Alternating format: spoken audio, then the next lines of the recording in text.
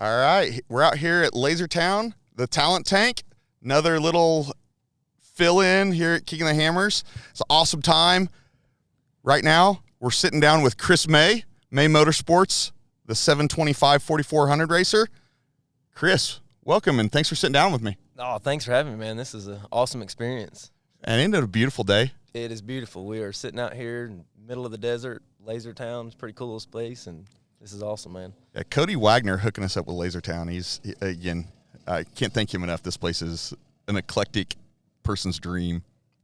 For sure. Just sitting here being from the East Coast, these mountains and everything, it's pretty cool, man. But without all the dust. All the dust. Yeah, less dust would be nice right now, but this is awesome. Yeah, we're all breathing that. Yeah, it's so right now we actually, Caleb, our amazing camera guy today, we sat and talked about which direction we were going to shoot today, and showing Hammertown off to our north over here, off to my right, is you can hardly see it. It's shrouded in dust cloud from the thousands upon thousands of people recreating out here. Well, Chris, sure. South Carolina guy? Yeah, man, South Carolina. I was born and raised in Fort Lauderdale, Florida, and moved to the upstate of South Carolina and been there ever since. And so I met you in around 2008, XRA, yep, when we were all nobodies. That's right. But there's something about you that absolutely fascinates me. It's the fact that here we are, this is 2020. You've been racing nonstop for almost 20 years, recreating off-road. Yeah, I love it, man. It's what I do. I mean, I've been just pecking away at it, you know what I'm saying? I haven't really killed it one King of the Hammers, but man, I've been steady at it and pretty decent. I mean, we're a pretty good team, and we're getting better. So it takes a lot of money.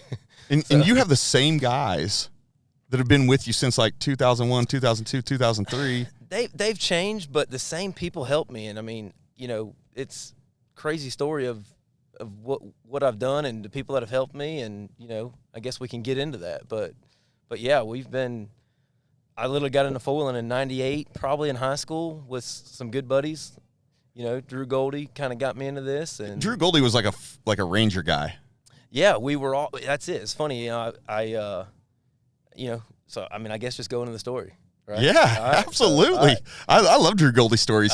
He's a riot. This is kind of like how the four-wheeling began. I pretty much was in auto mechanics in high school and met this guy Drew Goldie talking about four-wheeling a Ford Ranger, and I had a Ford Ranger, but mine was two-wheel drive. So, you weren't quite as cool. Yeah, it wasn't quite as cool. So, I think he had like a 4-inch Trailmaster lift already and stuff, but some 33s or something. Anyways, 6 months later, I had me a four-wheel drive Ford Ranger. Teamed up with Drew. We went pretty much to Tellico all the time.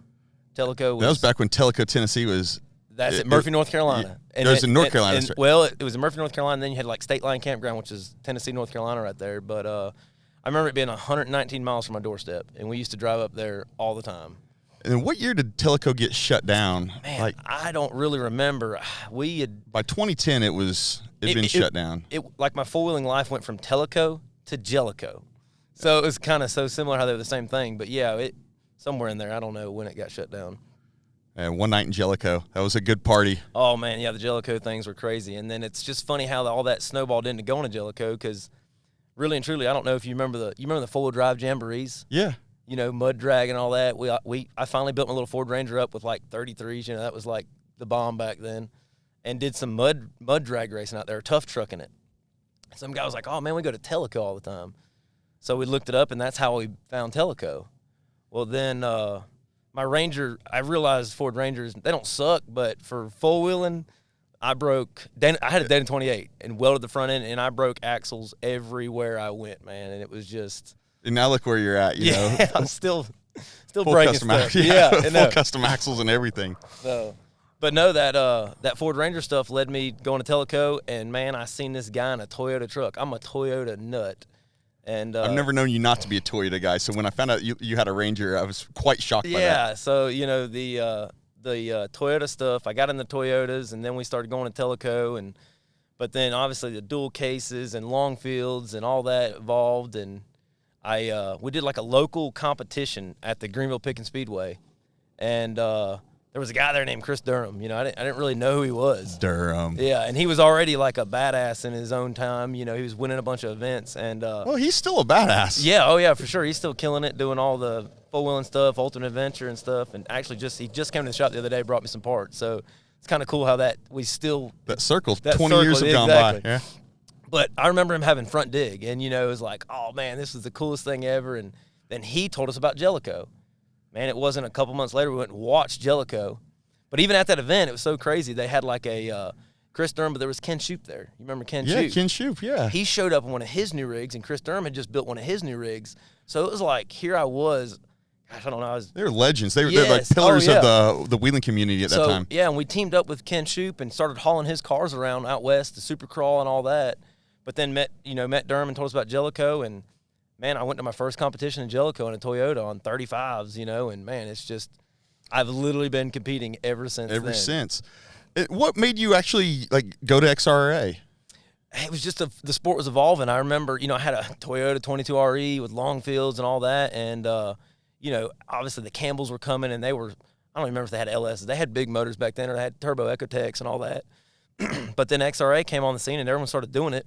And I did it with my 4-cylinder 22RE, you know, and, you know, we didn't win anything, but we were there, and we were finishing races and meeting people, and that's where I met Stan and Brandon. That's where I met the Brannick crew, Circle of Life. You know, we're still dang Circle of Life. We're still killing it 20 years later, like you said. No, it's really cool. Like, just even last night, just rolling around in the pits, like stopping by Team Indiana and seeing those guys, and it's like, you know, we may live in different parts of the country, but we run into each other in these locales that are not our hometowns. We actually travel to go see each other. You know, birds of a feather flock together. That's right. And I was thinking before this interview, how did I become a part of Team Indiana? You know, I got my little fire pit placard, so I'm part of Team Indiana, but I'm from South Carolina, and it's just because I think it dates back like the rock crawling. Maybe some Josh Wilson was rock crawling, and Scooby, and then we just, I don't know. I was kind of Rusty Bray was in the mix. Yeah, heavily. I was kind of a loner. That South Carolina, there's nobody really from the Carolinas that was doing the ULTRA4 stuff, and I just kind of found them guys, and man, we have some good times. You're a lone wolf from the Carolinas, yeah, huh? Yeah, that's it. So, and then your first KOH out here was 09. That's right, 09 KOH. And then have you missed racing a single year since 2009? Yeah, I came out in 09. I didn't have a spot. Back to Drew Goldie. He kind of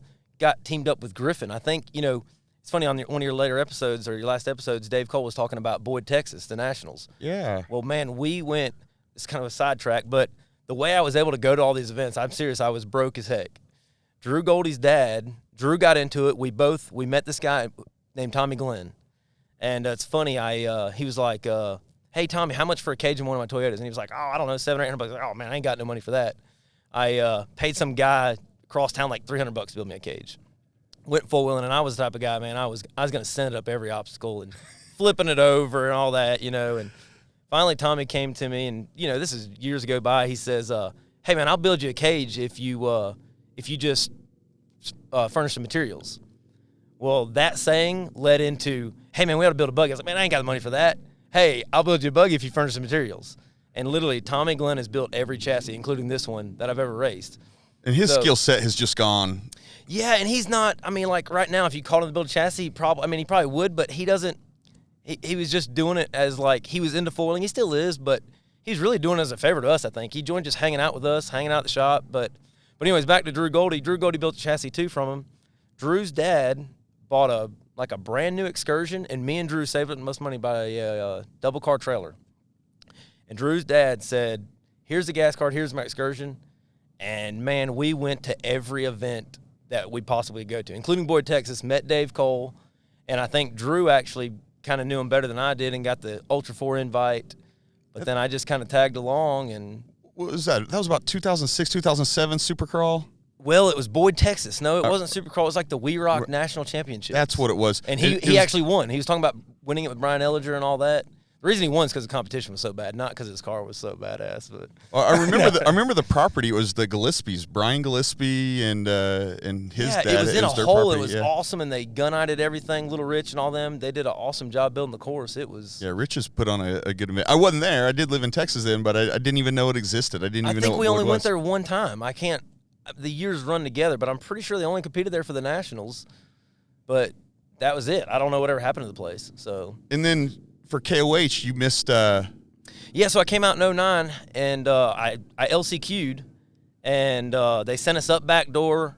They didn't go up Resolution. We went up the Sand Hill, and then we did a big loop. I don't know, like a 3-mile loop or something. Maybe not even that long, but I remember missing it by like 2 or 3 spots. And actually, Dave was like, hey, be ready because, somebody could be broke. So it was funny. We woke up the next day ready to race and weren't in the race. But about after, you remember we parked all down the start-finish line. Oh, yeah. Well, and you came in, it was like a little bit of a U-turn because we Right. would race through the trailers That's back right. in that era. Well, How stupid was that? After everybody took off, I was like, man, I didn't come here to do nothing. So we put our window nets on, put our helmets on, and we just tailed the field. And it was funny. We see a checkpoint. We'd kind of bypass it. The checkpoint people are waving, hey, get over here, No, you're going the wrong way. We're like, no, we're cool. Just keep going. Eventually ran out of gas and got lost and had a blast and been hooked ever since. But so that was the year that Shannon came out, and Shannon got he got DQ'd and came out and he ran the course anyway. He had the transmission problem. Yeah, he burned the transmission up So or it was something, came back. Yeah, you and the Campbells just illegally. yeah, and not illegally. obviously nobody knew who I was. I was out there in like a beater Toyota buggy type thing and just having a blast. I remember that year getting just stuck in sunbonnet behind Nicole Johnson. She had a Blue Torch car and just wedged it. And I remember there was the joke like leading up to the race, like, hey, if you get stuck, you're a trail tampon and you're gonna get Right. crawled over. Your hood's gonna get used for traction. And I went over the top of Nicole Johnson's hood. It was that Blue Torch Fab car, and man, I felt really, really bad. Like I was like, that was the worst thing I've ever done. Now was that was in your triple nickel? Yeah, The triple nickel car. Yeah, Okay. that polished aluminum car. Yeah, I remember that car just being tall and skinny for some reason. Oh, it'd fall over in its own shadow. Yeah, Now I so- look back at like, what were we doing with those cars? But you had back then? horsepower. I didn't. I had I went from the 22 RE to a supercharged 3.8. And so. Yeah, you say that. I mean, I had horsepower, not compared to, it was 400. It were Right. ish. Which that was, I mean, It seemed big. It was enough to get kind of the job done. But now here we are talking 900 horsepower, 850 horsepower. I remember my last Ultra 4 car, I think I was one of the first guys that made that jump into 700. I was like 760, 770, and it was rowdy. It was stupid. It was way too much power. Now the guys are like 100, 150 horse more than that out here. I mean, it is crazy. What year did you build your car? That last one? Yeah, the unicorn. Didn't you Yeah, call it unicorn? 13. Yeah, 12, 13. And, you're talking about have I made it every year? I faded out a little bit on the Ultra 4 stuff because it got crazy expensive. And like I said, I didn't have a lot of money. So I think I missed 10. I came out in 11. That was a whole nother crazy story of how I got here in 11, and I just recreated. And I think I was building this car, and then I can't remember. This car's 7th KOH though. So I built this car, but I didn't quit racing. I was doing smaller series, E-Cores, a lot of stuff on the East Coast. Traveling out west obviously takes a lot of money from South Carolina. And so what's motivated you? What has been the thing that's kept your fire lit, or the ebb and the flow of the fire to keep showing up and keep putting in your hat in that entry fee, keep mailing it in? Yeah, and it's literally four-wheeling has been my life. I started this in high school, and even my life decisions have been based upon four-wheeling. I was telling you the story earlier. I graduated high school. I went and did electronics in college. There was no way I was going to get a 4-year degree. Just wasn't that smart. Went for the 2 years. So glad I did. But when I got out of college, a buddy of mine was like, hey, man, I got a job offer for you. We're working like Monday through Thursday and putting in power lines in the ground. And I was like, okay. Well, I was like, man, you mean we're off Friday, Saturday, Sunday? I was like, awesome. I can go four-wheeling Friday, Saturday, Sunday. So literally I took that job, Pike Electric, putting in underground power, and I had a degree, but I mean, being a lineman, that moved into being a lineman, that's some tough work. So I kind of backed up, used my degree, made more money, and it was all about, I needed, I probably, if I didn't full wheel, I probably would have just been fine being a lineman, but I kind of needed to go to the shop every night. I was so tired, and it's just my life has evolved around full wheeling as far as needing more money to compete, needing more money. So I'm still in utilities, but I mean, Well, I think the one thing what's interesting about the guys that I've talked to is how few of them have college degrees and they're successful. How many of them have owned their own business but didn't set out to. I mean, even Dave Cole, as recently as 2 weeks ago when I talked to him, he didn't set out to be this big entrepreneur. It happened though. Yeah, and that's me. Everything, like I said, that going back to that being off on the weekends, that just led me to going four-wheeling, and it's just personal goals. I mean, I'm not killing it. I'm not winning King of the Hammers, but, you know, people know who we are. We're having a blast doing it. I involve my family, involve my friends, and be honest with you, my hobby, I talk about owning your own business. I'd love to own a Jeep shop or something like that, but then I'm taking my hobby and turning it into a career. And that's hard. It is. I love getting off work, eating dinner with the family, and when my wife and daughter go to bed, I go to the shop, man, and just I love it. I'm a gearhead. So pre-interview we talked about, you're not the guy that's out there looking to put a 60K motor in his car, but you're like, I'd much rather spend that money on an RV so I can get my family involved, keep my friends involved. We got a place to stay, make it more our family. Well, and that's, and I'll be honest with you, everyone talks, Lauren Healy story, refinancing the house. It's like, that was a great decision for him. But at the same time, I think the reason I've been able to four-wheel so long, I've never, jumped out of I've never went crazy in debt to four-wheel. It was like, okay, I understand I need a bigger motor, but hey, we're going to go out here, we're going to have a blast. Personal goals, let's say we're going to get a top 25 or a top 30, that's a win for our team. This year, we're, top 20 in 4,400. I mean, 4,400 class, there's a lot of big people. You know what I'm saying? I'm just your average guy. I work a regular job, and, man, we're just out here having a blast. Having a ball. Yeah, it's literally, I've been having fun, and then not even four-wheeling. I got a JK. I take the family out to Colorado or go do this and go do that. Yeah, that's money I could put into my race team and be better, but at the same time, you burn yourself out. I'm good at not burning myself out, I guess you could say. I love your formula for it, because I've burned myself out twice and literally threw in the towel two separate times, and then here I am. We're back at the Hammers and doing something completely different, but still participating in my community, my friends, my family. Right, you'll burn yourself out, but you're never going to get. And good friends, and like going back to Tommy Glenn and them guys. I mean, it's just I've always had good friends. The guys with me now that are in my team right now, we've been going together for like 5 or 6 years. So, I mean, it's just a same group of people. They pitch in, they help, we're cooking. Everybody's got their own roles. My buddy Z-Man, he cooks some awesome wings Wednesday night. Oh, I'll be over. We're going to be over there. Team Indiana, we're going to kill it Wednesday night. But and that's it. It's like, yeah, the race, but I'm looking forward to the party Wednesday night. So, I mean, and the crazy thing about me, I don't drink. I've never drank.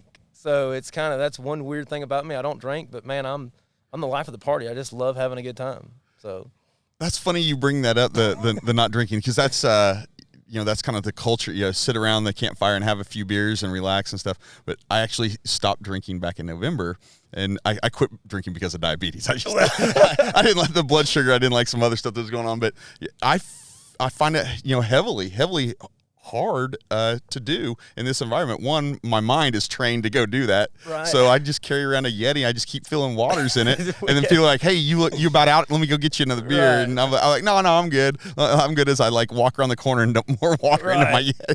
Well, and that's comes back to just I don't. It's funny, we were talking about earlier, I don't hunt, I don't fish, I don't really have any other hobbies than four-wheeling. So, I mean, all my money goes towards four-wheeling. So that's not entirely true. Right. You live literally near in Clemson, South Carolina. And so you can't live in Clemson, South Carolina and not talk Clemson football. Yeah, and we were talking about that earlier.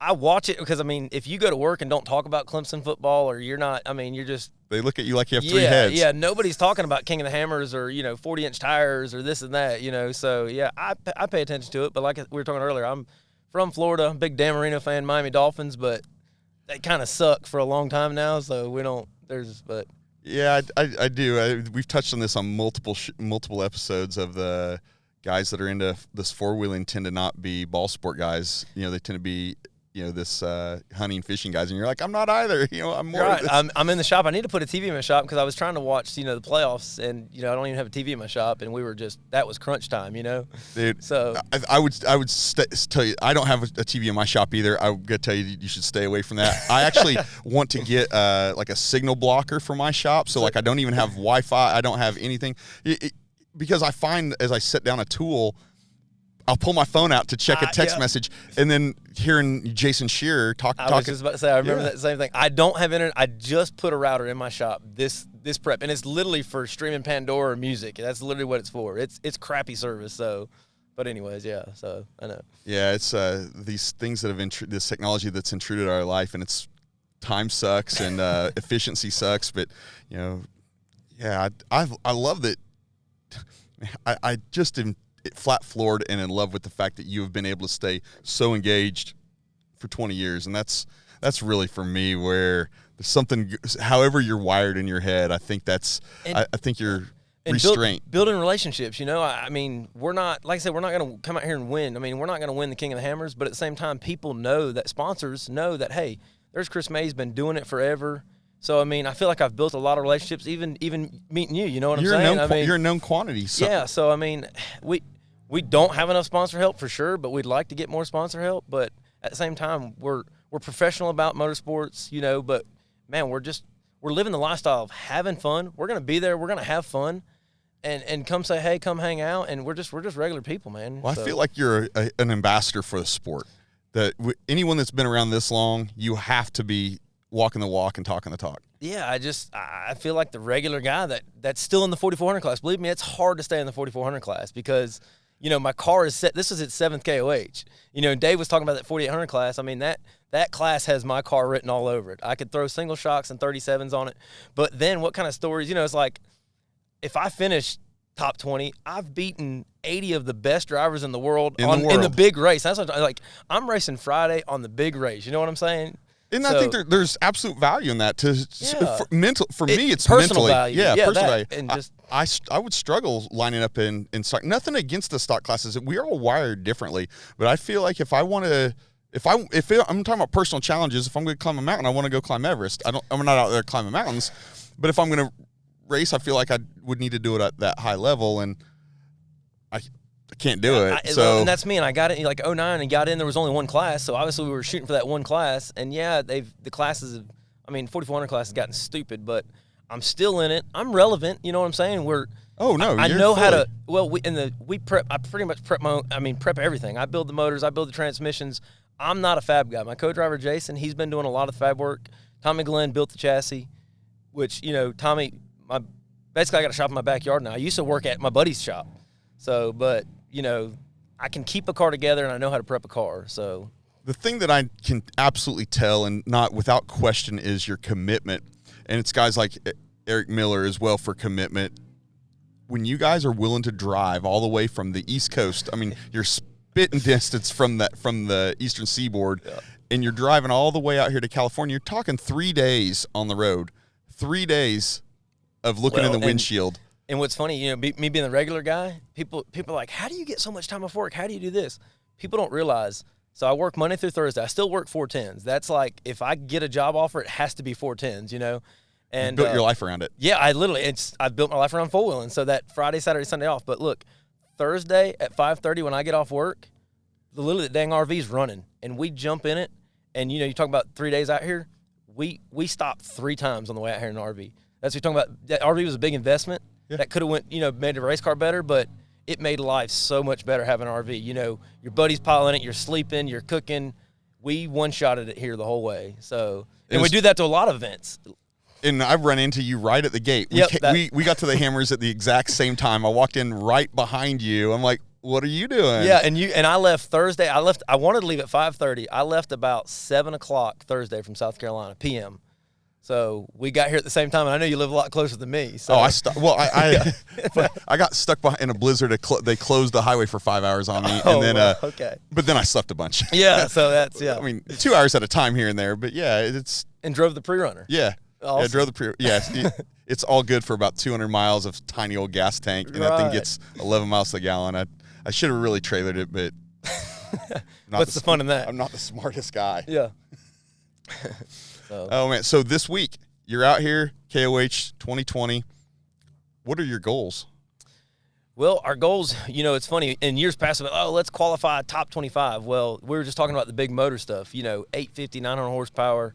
Last year, I think our goal was to qualify like top 30 or something. And man, we got like 59th, which I didn't push the issue, but we've got about 680 horsepower in this car. I'd like to qualify top 45-ish, but then. We did some pre-run. There's a lot of rocks. I want to go pre-run some more. The harder the course is, the better it is for me. Yeah, you're a rock crawling guy. You read them well. Exactly. So, and I feel, and I drive the car smart enough to keep it together. But a top 15 would be an absolute epic win for our team. But realistically, a top 25, and personally, this course right here, if you change a flat, you're still good for a top 25. But if you don't break anything and stay in your car, maybe change one flat out in the field, I think you're still going to be guaranteed probably maybe a top 15, top 18. So that's what I think. I think you're spot on. Yep. Yeah, and you drive smart. Keep your head on your shoulders. Who's your co-driver? So my co-driver in years past has been Jason Dean. He actually is the one to help me prep the car. Does more all the welding and fabricating. But he got sick. He's actually not here. So it's kind of right now. What's funny is I actually had this year. I plan on doing two co-drivers, one for the rocks, one for the fast lap. But my co-driver Jason, he got sick, so he ain't gonna be here. So I might have to have the rock guy ride all the laps. So which will be, Jason's been my co-driver for about maybe 4 or 5 years. So it's gonna be different. Interesting. Yeah, it's gonna be interesting. But it's a testament to how hard KOH is in the rocks. Because I'll be honest with you, I'm not in that good of shape. I'm not in good shape. I could not get out of that car and run around with my helmet on. And, you got to leave the helmet on. He's like, you run out with a 3-layer fire suit on and your helmet on, dude, just getting out of the car, you're gassed. Yep. So, I heard, Jason Shear talk about his co-driver, I think Jason Berger, where he's like a CrossFit guy or something.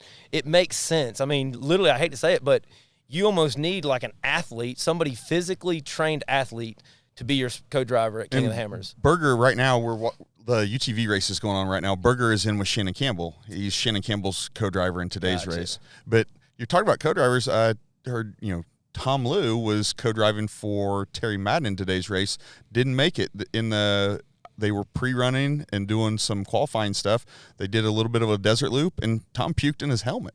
Oh, he can't handle whoops. It's so funny because obviously as long as I've been racing, well, guess what? I want to try some co-driving the UTV race is all these guys are doing it because it's a perfect practice race speed and all that.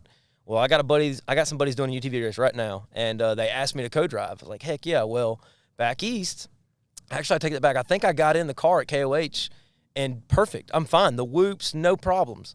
Go back east, jump in the car.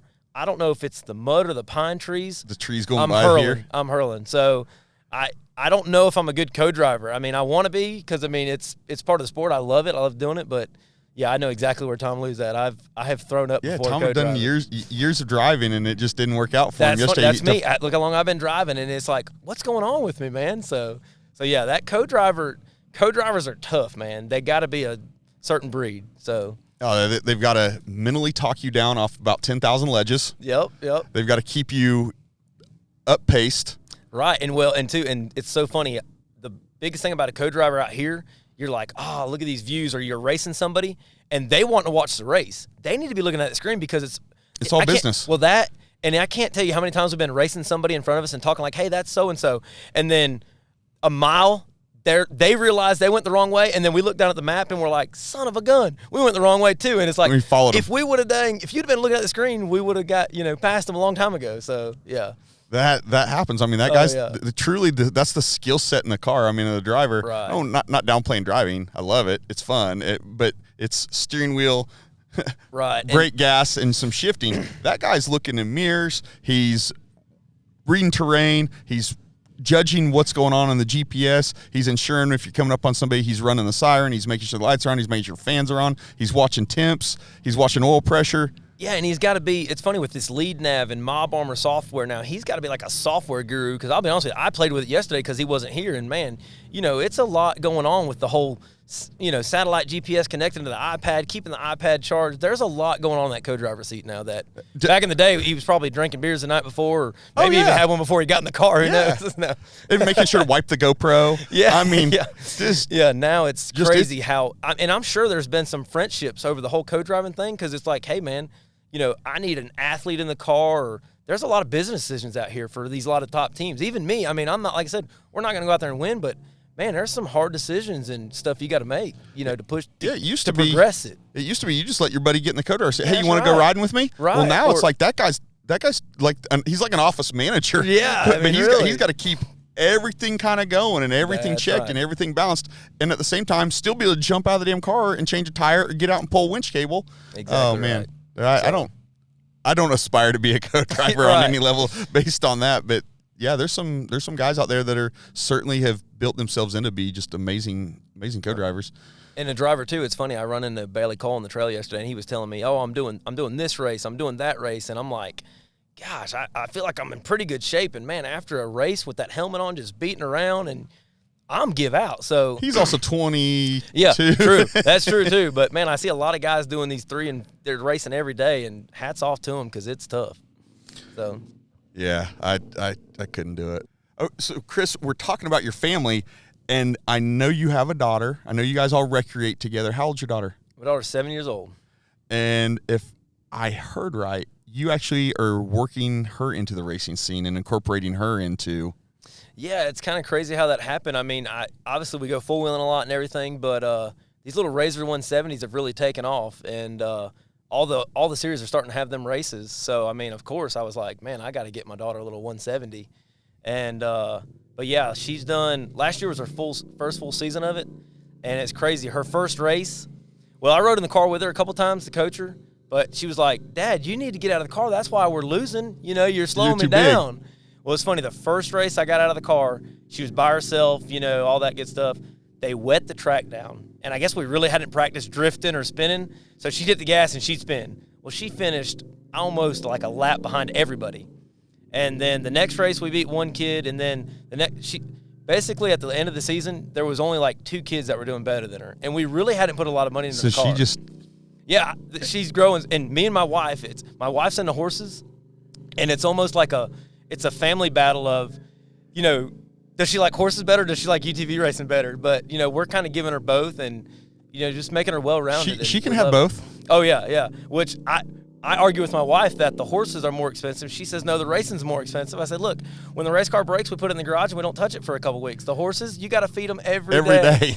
So it teaches her good responsibility. So, I think that's exciting. I'm kind of almost in the same boat. I have a 12-year-old son, but I can't get him. He's not really into it. He's baseball all the time. Yeah, and I would love to have him in a Razor. And he's right at that point where a 170 is way too small for him. Yep. But I can't put him in, you know, like an 800 or a 900 or a 1000. And it's evolving because I think, you know, they got the 170s, then they got the 170s modifieds. But now, the next step is 570s. Which, you know, dang, a 570 is more than an 800 or 900. So, I mean, it's cool to see where that comes.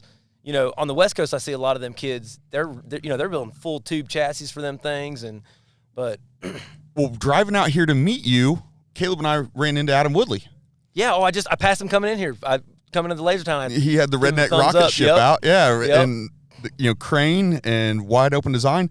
And I need to follow up with him, but he was working on Razor chassis. Like he was going to roll out his own brand of it. But if we get into some. Hey, Adam, let's do some little kid chassis. Yeah, there's people out there doing it. Nobody on the East Coast, I think, but you'll see. I think that's going to be the stepping stone. And Billy, my daughter wanted to come out here to KOH, but you know, a week off from school, but she's going to be out here with me one day. We'll race together. I told her, she's like, when am I going to get to co-drive with you? I said, no, I want to race with you.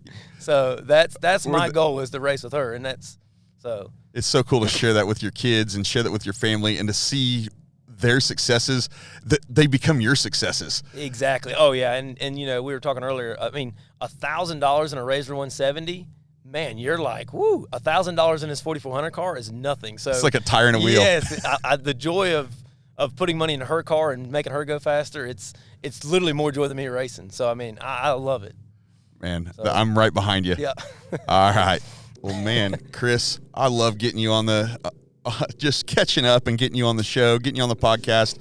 We'll see, you know, some of these clips air on the live stream. We'll get this up on the podcast stream sometime next week, probably. But man, dude, thank you for taking some time out of the busy Hammersweek and sitting down and capturing a little bit of your story. I know you and I could sit here and talk.